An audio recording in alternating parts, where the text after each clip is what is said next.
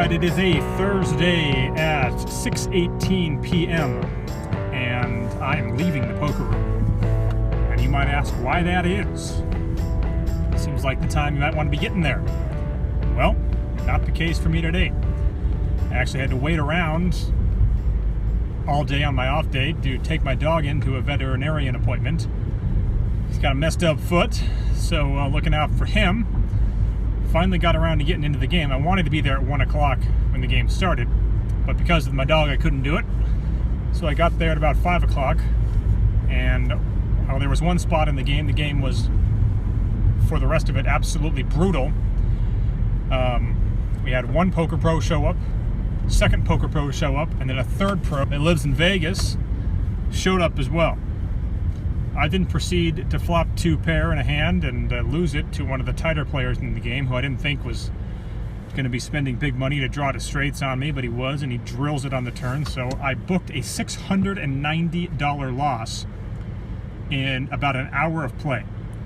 And this is important because a lot of people chase losses. They play all night because they're stuck. And I have a number of people admit it to me. That's what they do. They just say, Ben, I just can't leave a loser. Well, I'm here to tell you, it's one of the biggest things you can do is learn how to leave a loser. When the game sucks, and right now it is absolutely brutal, one of the worst lineups I've ever seen, and it's time to get the hell out of there. So that's what I did. Booking a $690 loss. I'm back there tomorrow. The times you want to stay are when the game is really good and you're winning. Yet that is when a lot of people tend to leave. They want to book a win and get out of there. And I know, because I used to be that guy. But not anymore. And here is my dog, Leo. Golden Retriever, as you can see, the nicest boy. Leo, come here. As you can see, he's got the bum leg. Yeah, he had an infection on his left foot, so we had to get that cleared up for him. And you can see why I never have him on this vlog, because he will not sit still.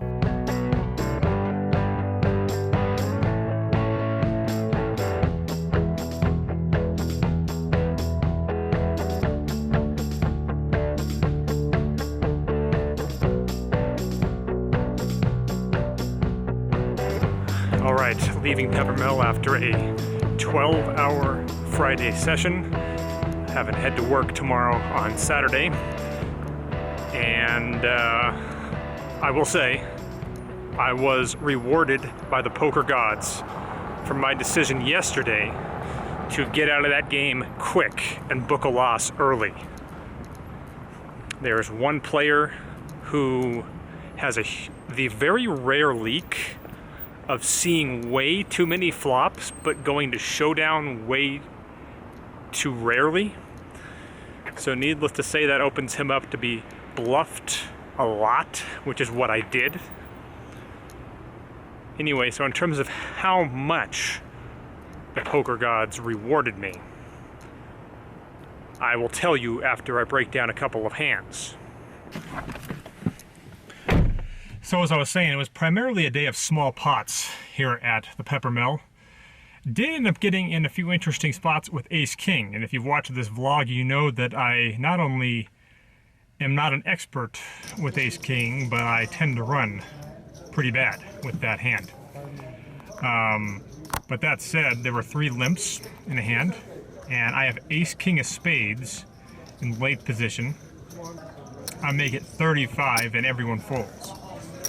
So that to me is a win with Ace King, but it got much more interesting after that. We get a limp, a maniac limps in the low jack, and you know if I'm mentioning a maniac, well, he's going to come into play. I'm in the hijack with Ace King offsuit. I have the Ace of Spades, King of Clubs.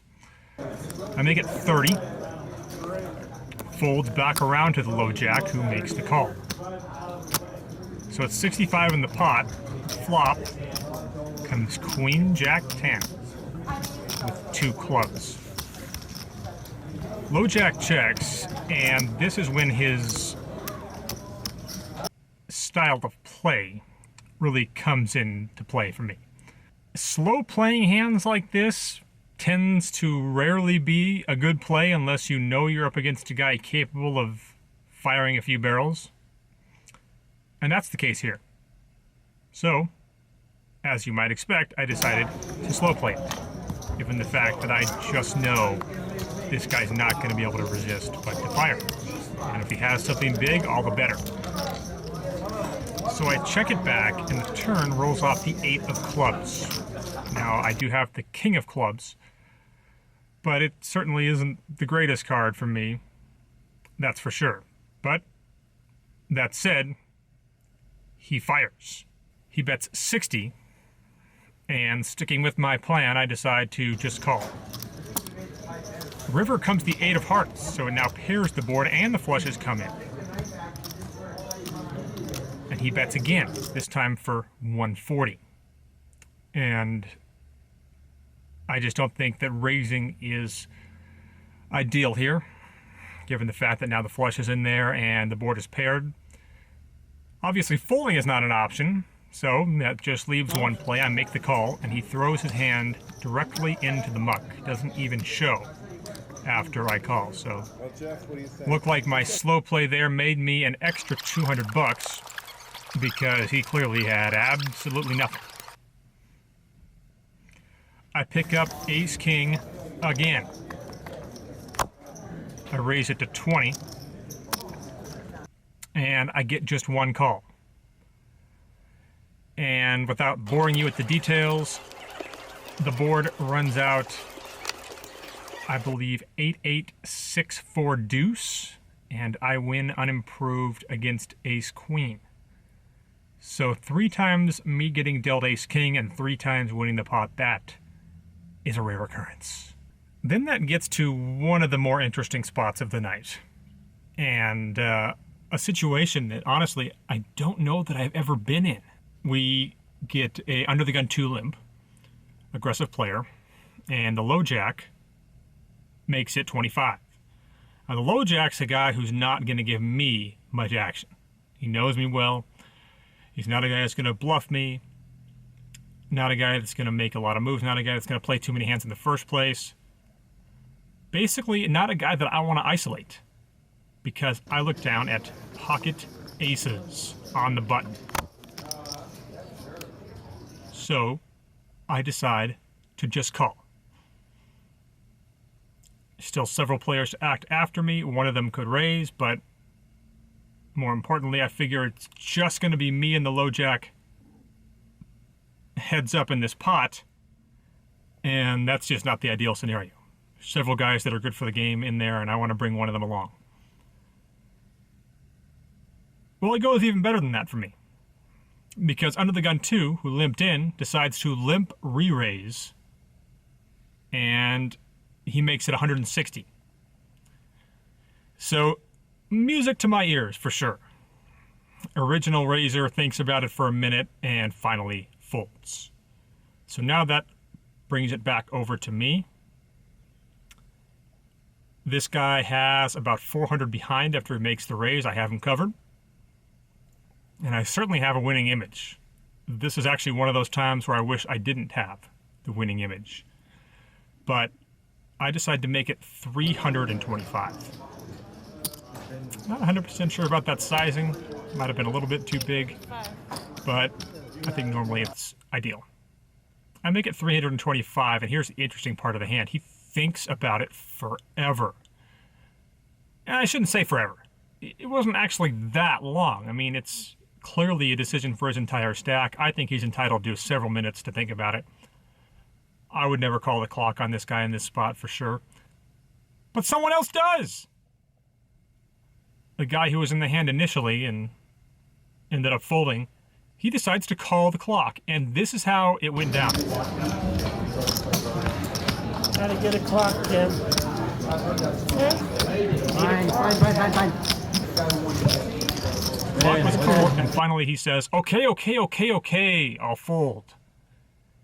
And I'm confident that he was talking himself into either shoving all in or just seeing the flop, which basically commits him, but I'm convinced that he was going to do it if this guy didn't call the clock in the middle of the hand. So I don't want to sit here and be the guy that says, how dare you call the clock when you're not involved in the hand. I get it. There comes a point where you can call it, but this wasn't that point. And I do think it cost me a few $100. Or if he was going to hit his 2-outer, if that's what he had, then it saved me some money. But I do win the hand, and I do book, let's check the app here, a $2,696 win.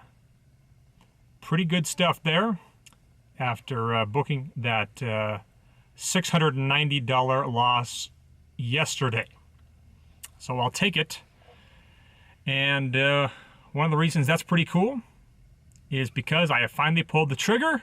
This car that I'm in right now will soon be no more. That's right. I have made the move. I have purchased the Tesla Model 3. It's not here yet. It'll be here in a couple of weeks, but I am joining the Tesla revolution, if there is such a thing. Done with gas-powered vehicles, switching over to the way it should be, the way it will be. Electric cars. I do predict that eventually all cars will be electric. I feel it should have happened already, but it's going to happen sooner rather than later if you ask me. So I'm getting on that bandwagon early and looking forward to showing you guys that car in a couple of vlogs from now. As always, thanks for watching. If you haven't yet subscribed, please do so. Follow me on Instagram at Ben Deach. I'm primarily poker heavy over there, if you haven't noticed by now. And I will see you next time.